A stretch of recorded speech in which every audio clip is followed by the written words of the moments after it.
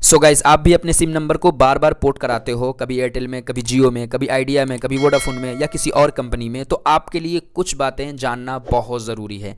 तो चलिए वीडियो को शुरू करते हैं बिना टाइम पास किए। आगे बढ़ने से पहले अपने भाई का नाम जान लीजिए। मेरा नाम तारिक अनवर है और आप देख रहे हैं अनवर टेक्नोलॉजी पॉइंट। अगर आप चैनल पर नए हैं तो चैनल को ज़रूर सब्सक्राइब करिए, बेल नोटिफिकेशन को प्रेस कर लीजिए, क्योंकि इसी तरह की नॉलेजेबल वीडियोज़ मैं अपने चैनल पर लाता रहता हूँ। चलिए वीडियो को शुरू करते हैं।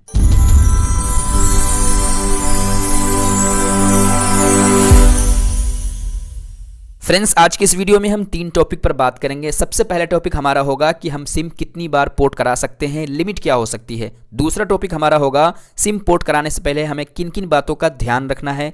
तीसरा टॉपिक हमारा होगा कि हमें क्या प्रॉब्लम हो सकती है बार बार सिम को पोर्ट कराने से। तो चलिए पहले टॉपिक की ओर चलते हैं कि हम सिम को कितनी बार पोर्ट करा सकते हैं, लिमिट क्या हो सकती है। तो फ्रेंड्स, एक सिम नंबर को हम हज़ारों बार पोर्ट करा सकते हैं, कोई लिमिट नहीं है। आप चाहो तो कभी आइडिया में रहो, कभी वोडाफोन में, कभी जियो में, कभी एयरटेल में, कोई लिमिट नहीं है। बस एक प्रॉब्लम आ सकती है जो हम तीसरे नंबर के टॉपिक में बात करेंगे। लेकिन एक काम करके आप उस प्रॉब्लम को भी दूर कर सकते हो। फिर आप हज़ारों बार पोर्ट कराओ, कोई दिक्कत नहीं होगी। इसलिए वीडियो में बने रहिए, लास्ट तक देखिए वीडियो को। तो चलिए दूसरे टॉपिक पर हम बात करते हैं कि एक सिम नंबर को पोर्ट कराने से पहले हमें किन किन बातों का ध्यान रखना है और किन किन बातों को ध्यान रखने की जरूरत है। अगर आप ध्यान नहीं रखते हो तो आपका सिम नंबर पोर्ट नहीं होगा। एक सिम नंबर को पोर्ट कराने से पहले हमें 3 बातों का ख्याल रखना जरूरी है। सबसे पहली बात यह कि हमारा सिम 90 डेज ओल्ड होना चाहिए, यानी जिस भी कंपनी में हम करेंटली अभी हैं उस कंपनी में हमारे सिम का 90 दिन होना ज़रूरी है। अगर हम 90 दिन से पहले पोर्टिंग कोड भेजते हैं तो पोर्टिंग कोड हमारे पास सेंड नहीं किया जाएगा।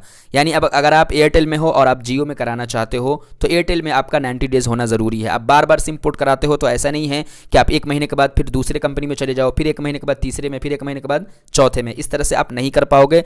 आप एक कंपनी में पोर्ट करा रहे हो तो 90 दिन कम से कम वहां पर आपको रुकना होगा। 90 दिन के बाद ही आप किसी दूसरी तीसरी कंपनी में आप जा सकते हो। दूसरी बात आपको यह ध्यान रखनी है कि अगर आपका सिम पोस्ट पेड है तो आपके ऊपर पोस्ट पे की बिल ड्यू नहीं होनी चाहिए। आपको सबसे पहले पोस्ट पे की सारी बिल पे करनी होगी, उसके बाद आपको पोर्टिंग कोड सेंड किया जाएगा, फिर आप पोर्ट करा सकते हो। और अगर सिम प्रीपेड है तो आपका मेन बैलेंस माइनस में नहीं होना चाहिए। आपको रिचार्ज करके माइनस वाले बैलेंस को खत्म करना होगा, फिर आप पोर्ट करा सकते हो। यहां पर एक बात और बता देता हूं कि आपके सिम नंबर के अंदर, जिस भी सिम को आप पोर्ट करा रहे हो उसके अंदर मिनिमम इतना बैलेंस होना चाहिए कि आप उसके जरिए एक एसएमएस सेंड कर सको और पोर्टिंग कोड मंगा सको। क्योंकि रिटेलर के पास जब भी आप जाओगे पोर्ट कराने के लिए तो वो एक एसएमएस सेंड करेगा, और एसएमएस तभी सेंड होगा जब आपके मोबाइल के अंदर, आपके सिम के अंदर मिनिमम बैलेंस इतना हो कि आप एसएमएस सेंड कर सको। अगर आपकी सिम बहुत दिनों से डेड पड़ी हुई है, आउटगोइंग इनकमिंग सब बंद है, एसएमएस पैक नहीं है, तो आपको एक बेसिक प्लान से रिचार्ज कराना होगा, तभी आपको पोर्टिंग कोड मिलेगी। जियो के अंदर बेसिक प्लान 129 है कम से कम, और एयरटेल आइडिया वोडाफोन के अंदर 48 रुपये। आपको ये रिचार्ज करना होगा, फिर जाकर के आप पोर्ट करा सकते हो। तीसरी बात आपको ये ध्यान रखनी है कि आप सिम नंबर को क्यों पोर्ट कराना चाहते हो, रीजन क्या है, क्या उस रीजन का सोल्यूशन आप जिस कंपनी में पोर्ट करा रहे हो उस कंपनी के अंदर मौजूद है या नहीं। फॉर एग्जाम्पल, आपको बेस्ट नेटवर्क नहीं मिल पा रहा है,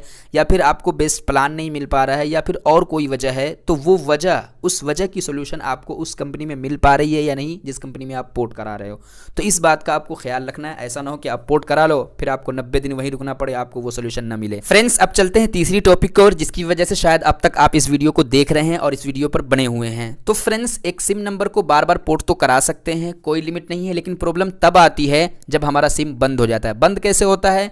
जब हम सिम नंबर के ऊपर कोई नॉन एक्टिविटी करते हैं। फॉर एग्जाम्पल, 90 डेज तक ना हम सिम नंबर को इस्तेमाल करते हैं, ना कोई रिचार्ज करते हैं, जिसकी वजह से हमारा इनकमिंग और आउटगोइंग बंद हो जाता है। ना एसएमएस सेंड करते हैं, ना नेट यूज़ करते हैं, तो हमारा सिम बंद हो जाता है। फिर हम चाहते हैं कि इस सिम नंबर को चालू करें, क्योंकि ये हमारा पर्सनल नंबर था। तो आप क्या करते हो? सबसे पहले आप करेंटली जिस कंपनी में आपका सिम होता है उस कंपनी के स्टोर में जाते हो, तो वहां पर आपके नंबर का कोई रिकॉर्ड नहीं मिलता है। वजह यह होती है कि आप स्टार्टिंग में जिस कंपनी से ये सिम लिए थे, ये नंबर उसी कंपनी को लौट आती है। फिर आपको उस कंपनी में जाना होता है जिस कंपनी को स्टार्टिंग में आपने लिया था। प्रॉब्लम तब आती है जब हम बार बार सिम को पोर्ट कराते हैं तो हम भूल जाते हैं कि हम स्टार्टिंग में किस कंपनी से हम सिम लिए थे। स्टार्टिंग में हमारा एयरटेल था या आइडिया था या जियो था या फिर वोडाफोन था, क्या था ये भूल जाते हैं। तो आपको प्रॉब्लम का सोल्यूशन सिंपल है, आपको याद रखना है कि आप स्टार्टिंग में किस कंपनी से जुड़े हुए थे। तो फ्रेंड्स, आज की वीडियो में इतना ही। आई होप आपको सारी बातें अच्छी से समझ में आ गई होगी और वीडियो काफी पसंद आई होगी। अगर वीडियो पसंद आई है तो लाइक करिए और एक कमेंट्स करिए और बताइए कि आपको वीडियो कैसी लगी। मिलते हैं फिर एक और इंटरेस्टिंग वीडियो के साथ। Thanks for watching.